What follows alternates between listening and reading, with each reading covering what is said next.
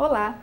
Estamos iniciando o programa Saúde e Consciência. Neste programa vamos conhecer os resultados dos trabalhos realizados por uma professora pesquisadora que atua no programa de pós-graduação em Ciência Animal com ênfase em produtos bioativos da Unipar.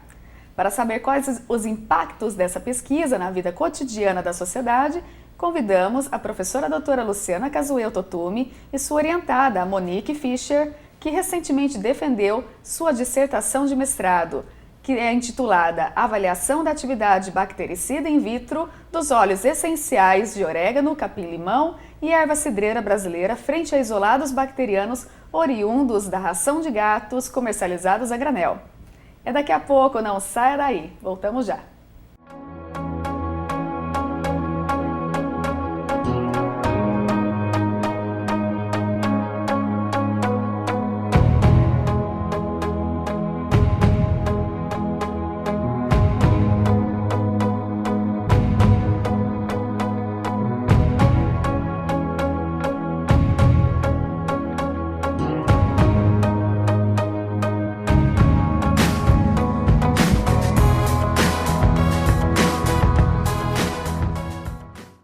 Estamos de volta com o programa Saúde e Consciência, hoje tratando sobre o assunto saúde única. Nossa convidada é a professora doutora Luciana Kazuyo Totumi, pesquisadora da Universidade Paranaense, e a sua orientada Monique Fischer.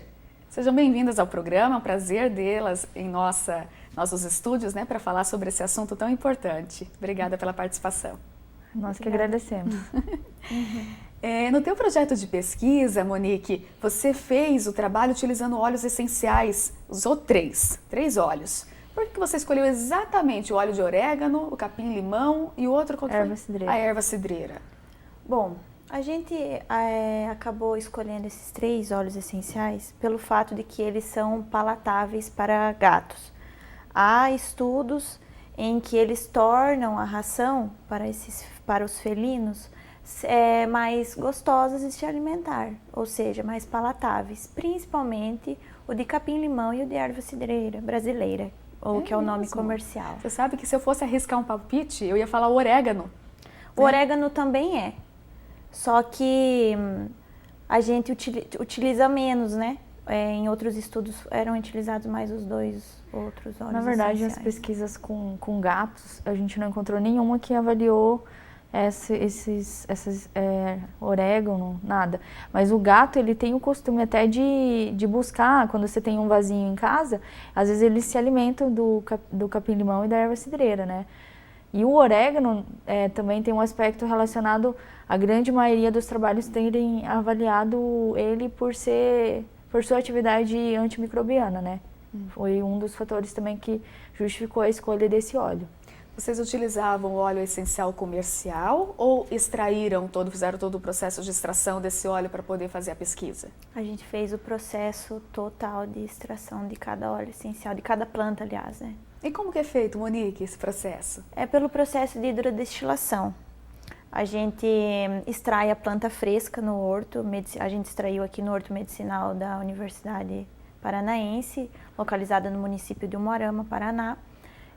A gente coletava as plantas frescas no início da manhã, entre torno de 6 horas da manhã às 8 horas da manhã, levava para o laboratório e ali a gente fazia com as folhas frescas. A gente pegava 250 gramas de cada planta, mais 2.500 ml de água. Batia-se, misturava-se e colocava nesse processo de hidrodestilação. O processo de hidrodestilação, ele tem como se fosse uma parte que esquenta e uma parte que gela. Então, fundia-se e saía-se o óleo essencial, né? Daí a gente coletava o óleo essencial dessa fusão do quente e frio, no caso. Se uma pessoa quisesse extrair óleo essencial em casa, né, ela conseguiria, de alguma forma, fazer esse processo ou é necessário um equipamento específico para isso? É necessário um equipamento específico. É mais fácil. Para conseguir fazer esse processo. Né? E daí, o que vocês fizeram? Então, depois que você extraiu os óleos essenciais, aí você realizou o que na sua pesquisa? Qual que foi o objetivo dela? Bom, o objetivo da minha pesquisa foi isolar bactérias de rações de gatos a granel Então eu isolei a bactéria, pois eu congelei a bactéria. Depois que eu estava com os óleos prontos, extraídos, eu fiz 2 testes. O teste de concentração inibitória mínima e o teste de disco de fusão. O teste de concentração inibitória mínima eu vou testar uma concentração mínima diluída de cada óleo essencial para inibir as bactérias que eu isolei. Para saber o que seria necessário em termos de dose, né? Exatamente.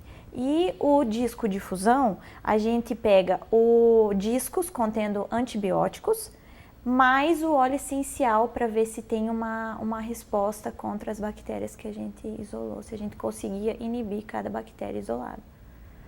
Na verdade, ela fez o teste isolado do óleo, mais o teste com um disco de antibiótico, para você verificar se tem o efeito, por exemplo, o efeito sinérgico, no qual você tem uma melhora com a adição do óleo. Soma, né, o efeito dos dois? Isso, somatório, ou o efeito antagônico, que não seria então recomendado você utilizar o óleo em associação com algum tipo de antibiótico que diminuiria talvez o efeito daquele antibiótico, né? E é costume, assim, utilizar o antibiótico misturado à ração a granel? Ou não seria uma prática comum, assim, para as indústrias? É uma prática comum, certo?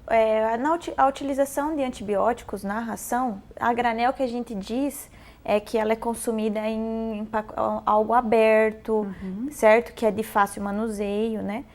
E então, as rações, hoje em dia, elas podem conter antibiótico para reduzir infecção respiratória, gastroenterites. Então, existe uma quantidade, assim, dependendo da ração, lógico, para que contém antibióticos que vão na ração. Essa que é vendida, então, em grandes quantidades e que fica exposta, né, no ambiente, que seria o a granel, ela é diferente desses pacotinhos comerciais que são vendidos? Esse comercial, na verdade, ele seria, não sei, talvez menor risco, na verdade, para o animalzinho que consome? Sim, menor risco. Na verdade, o a granel nada mais é que a grande maioria vende, é o pacote fechado que ele abre e deixa lá, por exemplo, num tambor. Entendi. Ou num local para vender pequenas quantidades, né? Para facilitar, às vezes, para o proprietário, que às vezes não tem condições de comprar um pacote de 15 quilos, ele vai comprar pequenas quantidades de acordo com a necessidade dele. Então, às vezes, ele prefere fazer dessa forma. E muitas vezes ele vai e compra uma quantidade, deixa em casa em locais talvez inapropriados, né, com muita umidade e tudo, e acaba favorecendo ainda mais o processo de contaminação. Sim. E não só para ração de gatos e cachorros, mas se for pensar em ração que é vendida para passarinho mesmo, né, ele também pode acontecer o mesmo problema. E daí é um problema significativo, porque vai dar um risco para o animalzinho, né? Na hora que ele consome, se ele consumir algo contaminado com bactéria ou com fungo, ele pode, inclusive, ser exposto até a óbito. Sim. Não é? Na verdade, é por isso que a gente escolheu a avaliação do a granel, né? A gente poderia ter escolhido a avaliação do que você comprar um pacote fechado, né?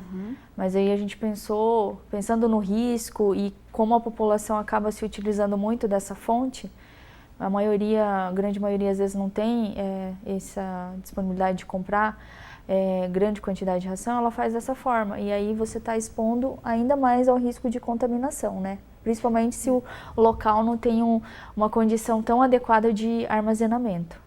Existe tipos diferentes de ração, Monique? Existe. São diversas? Como que é classificado isso? Normalmente as rações são classificadas padrão, econômica e prêmio, que foi a que eu utilizei no trabalho, certo? Tem a super prêmio também. E tem a super prêmio também. E o que difere entre uma e outra? O que seria a melhor? Qualidade nutricional, certo?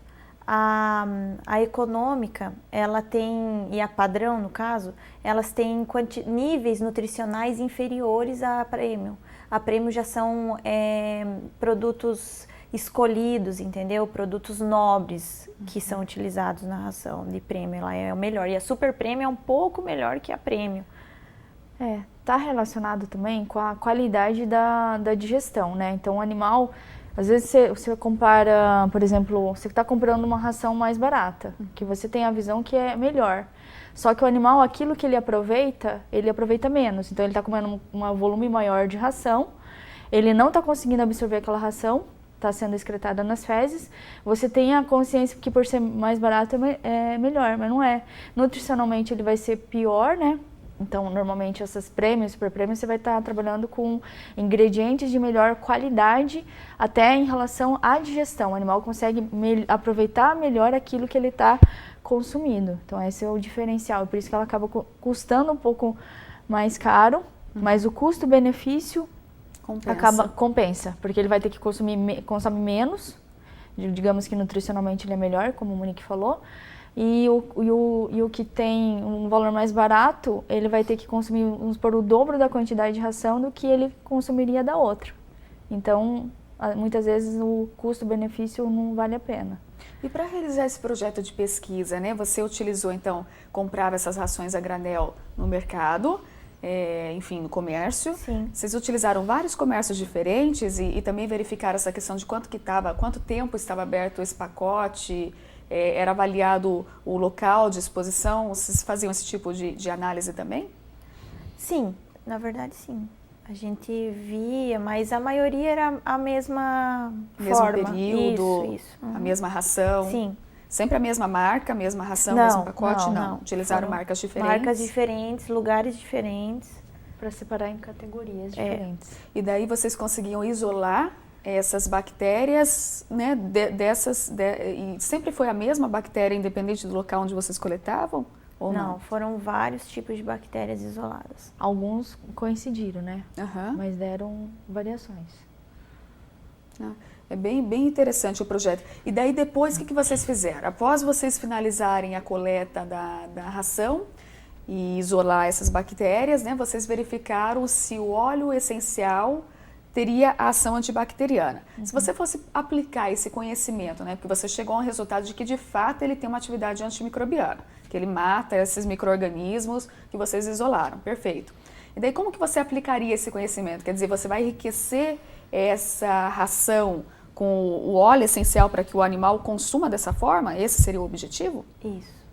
Seria isso? Esse seria um dos objetivos, um dos né? objetivos. Na verdade, nesse trabalho a gente trabalhou com óleo essencial, mas você poderia também estar trabalhando com extrato ou o próprio orégano somente moído, adicionado junto da ração, para verificar qual que é a capacidade. O orégano in natura mesmo?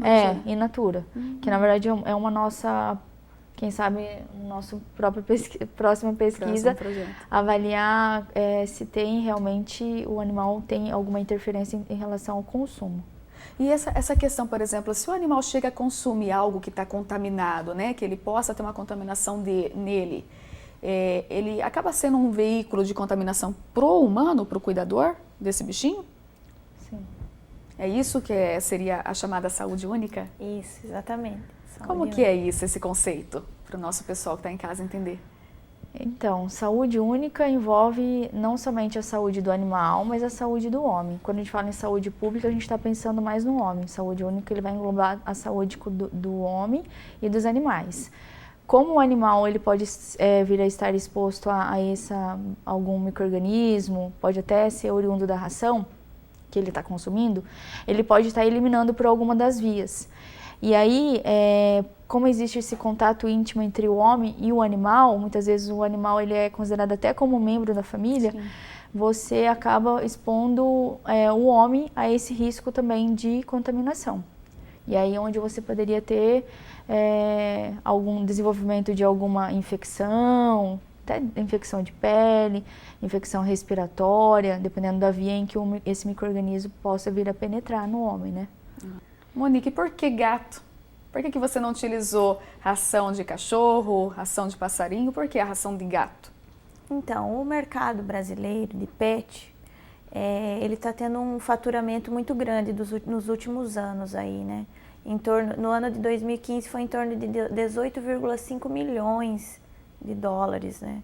Então, é um crescimento muito grande comparado com o ano de 2014. Então, ele está em constante crescimento, o mercado pet. Então, o meu estudo, eu queria estudar algo como com cachorro ou gato. E a gente acabou optando por gato, por felinos, porque a tendência de ter maior quantidade de gato para os tutores está em constante crescimento. Ou seja, a probabilidade de ter uma maior quantidade de gato do que de cachorro é a probabilidade aí do futuro, digamos. É mesmo? Uhum. É porque no passado a gente via, né, muito mais as pessoas com cachorros em casa do que até mesmo o gato. Então essa proporção ela tem modificado. Porque tem modificado, porque hoje em dia, como tanto o homem quanto a mulher, eles estão trabalhando muito. Hoje em dia não tem mais aquele negócio que a mulher está mais em casa do que o homem, né? Acho que os dois trabalham, às vezes não tem tempo para estar mais em casa, e o cachorro ele é mais dependente do dono, digamos, né? E o gato ele é mais independente, né? Ele quer o cantinho dele, gato é mais confortável para ter em apartamento, que hoje em dia casais novos aí eles estão optando por morar em apartamento, então um lugar menor. Às vezes o gato ele se adequa mais a isso do que o cachorro, né? Que o cachorro precisa de espaço, tá ali em movimento, ou precisa passear, né? E o gato ele é normalmente mais reservado, digamos, né? Então por isso que a gente está tentando fazer estudos com gatos, mais estudos, porque tem poucos estudos com gatos, certo? Então, acho que a tendência aí está fazendo mais pesquisas com felinos, porque vai ser importante para o nosso futuro, né? Com certeza. No bloco anterior, a gente estava conversando sobre saúde única. Essa questão da saúde única ela é bastante importante, principalmente quando se fala de contaminação cruzada. Né? Para o pessoal que está em casa entender, contaminação cruzada é quando, por exemplo, um micro-organismo, a bactéria que você estudou, contamina o animal e o animal, através de fezes e contato com o humano, contamina o humano. Né? Então, a gente vai ter essa contaminação para todos os lados. No resultado do teu projeto de pesquisa, você encontrou e conseguiu isolar vários micro-organismos, várias bactérias. Alguma dessas bactérias que você isolou, ele é específico só do animal, só do gato? Ou não? O que você achou lá era de várias naturezas? Bom, eu achei diversos micro-organismos, um diferente do outro, por eu ter pesquisado várias categorias de rações, e de cada categoria que eu pesquisei, que a gente comentou anteriormente, padrão, econômica e prêmio, eu coletei 4 amostras de cada, ou seja, marcas diferentes. Então eu tive uma ampla quantidade de micro-organismos isolados dessas rações, em torno de uns 26 micro-organismos isolados. Nossa, é bastante. Isso, bastante. Por isso a preocupação, né? Algum desses isolados você não conseguiu identificar? Ou vocês conseguiram identificar todos os que vocês isolaram? A gente teve micro-organismos que a gente não conseguiu identificar, que a gente teve que deixar de fora, né? Que a gente não conseguiu identificar. Mas foram identificados 26, a gente conseguiu identificar 26. E, por incrível que pareça, não são comuns, né? Na nossa lida com o laboratório, a gente não isola tão facilmente esses micro-organismos, mas E não são micro-organismos específicos do animal, do gato, não aparece. E do humano, ele é específico do humano? Não. Porque se fosse específico de ou do animal ou do humano, nós poderíamos dizer que a contaminação estava vindo de algum desses lados. Então são micro-organismos do ambiente. Do ambiente. Do ambiente. Uhum. E se ele contaminar o gato, ele vai acabar causando doença no gato. Ele vai ser patogênio mesmo. Não, nem todas são patogênicas, né? Mas aí eu sempre penso no mecanismo de transmissão, principalmente por isso que justifica também a gente ter testado alguns antibióticos que são os mais utilizados na clínica de felinos, associado ao mecanismo de transmissão da resistência, por exemplo. Então, se você está utilizando algum antibiótico de importância para a clínica de felinos e essa ração ela já está contaminada com algum micro-organismo que veio de um ambiente que possa ter esse micro-organismo estar até resistente, que foi até um alto percentual de resistência que a gente encontrou, ele vira passar para o homem. Então, esse risco também existe, né? Transferência de micro-organismo para micro-organismo, ou do micro-organismo passar para o homem e ele também tornar-se resistente àquele antibiótico que possa, vamos supor que o mesmo princípio ele venha a utilizar também para controle de algum tipo de infecção. E no resultado do projeto, no final, vocês utilizaram 3 óleos e fizeram inclusive com associação com antibiótico. Sim. O que vocês encontraram de resultado? Realmente associar os dois junto ao antibiótico, ele melhora a ação bactericida do processo? Tem um efeito benéfico. Sinérgico. Tem efeito A soma sinérgico. dos dois. Isso, sinérgico, né? Que é juntando os dois, ele dá um resultado positivo, o antibiótico e o óleo essencial. E qual deles teve um melhor resultado? É assim, na verdade a gente fez uma análise estatística que como você tem uma gama, deu 26 isolados, e quando você vai fazer isso, o que acontece? Um micro-organismo pode se comportar de uma forma, o outro de outra forma. Então a gente avaliou que estatisticamente não deu diferença, né? Entendi. Mas se a gente for avaliar o tamanho do halo de inibição, que foi para a gente conseguir medir quanto que o antibiótico associado com o óleo inibiu, a gente verificou que a associação aumentou, né? Não foi estatisticamente significativo, ou não deu diferença estatística, mas se a gente fosse comparar um único tipo de isolado, talvez a gente tivesse encontrado, né? Que foi alguns trabalhos que a gente acabou lendo, que trabalham, por exemplo, especificamente com a E. coli, que é uma bactéria de importância, e aí eles conseguiram detectar essa diferença. Né? Então, assim, no final, se a gente fosse aplicar realmente essa pesquisa, o resultado que você teve até então no teu projeto de mestrado para a sociedade, a gente diria o que para o pessoal que está em casa? Quem tem gato, né, deveria utilizar óleo essencial, poderia ser comercial ou mesmo triturado, né, desses compostos como o orégano, o capim-limão ou a erva cidreira, né? Poderia utilizar isso para tentar preservar melhor a ração do gato e evitar contaminações e patologias que possam vir a acontecer com esse animal? Sim. Daria para ser feito dessa forma? Daria, só que a gente está querendo fazer estudos, aprimorar isso para que seja feito uma ração, extrusado uma ração com a utilização desses óleos, ou seja, um estudo em vivo, né? Que é estudar no animal, porque a gente fez um estudo in vitro, então agora fazer uma parte em vivo. O in vitro seria o estudo na placa. Isso, então, estudaram na plaquinha, lá observaram o resultado em laboratório. Exatamente. E agora você quer pegar o teu resultado ali e pesquisar no animal. Isso. Em vivo. Exatamente. Por quê? Porque o antibiótico, como a professora estava comentando, ele está se tornando resistente para certos tipos de bactérias. Então, se a gente conseguisse aprimorar esses óleos essenciais numa ração, extrusar, a gente acabaria excluindo esse antibiótico.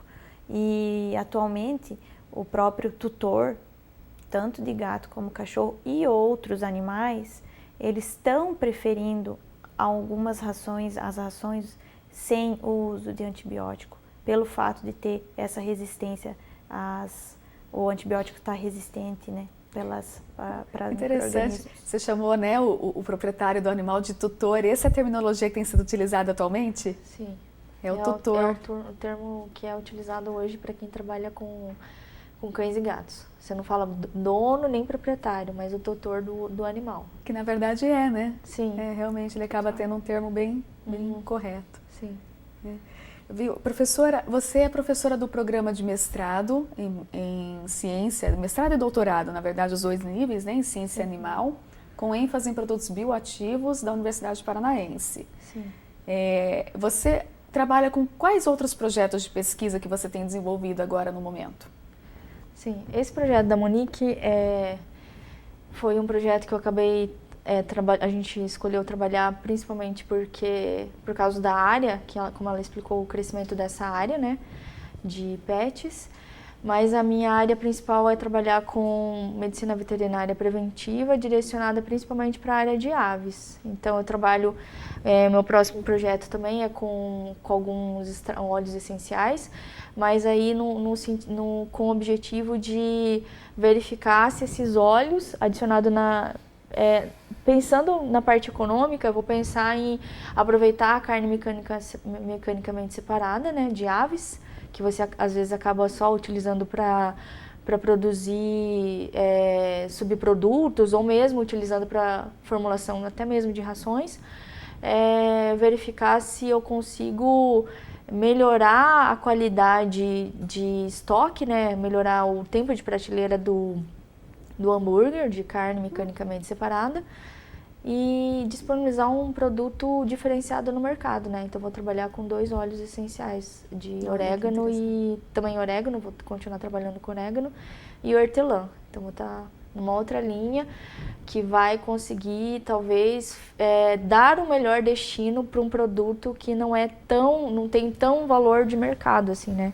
Excelente, são projetos de pesquisa realmente com características inovadoras, né, que vão ter um benefício direto lá e aplicabilidade para a sociedade. Sim. Eu agradeço a participação de vocês no programa, muito obrigada por esclarecer essas dúvidas e realmente através dos resultados de vocês se observa que sim, de fato muito fácil conseguir manter a ração, né, com uma qualidade melhor por mais tempo para o animal, só adicionando pequenos compostos como óleos essenciais, como vocês demonstraram. Sim. Obrigada, professoras. Obrigada, Monique. A você que nos assiste. Até a próxima semana.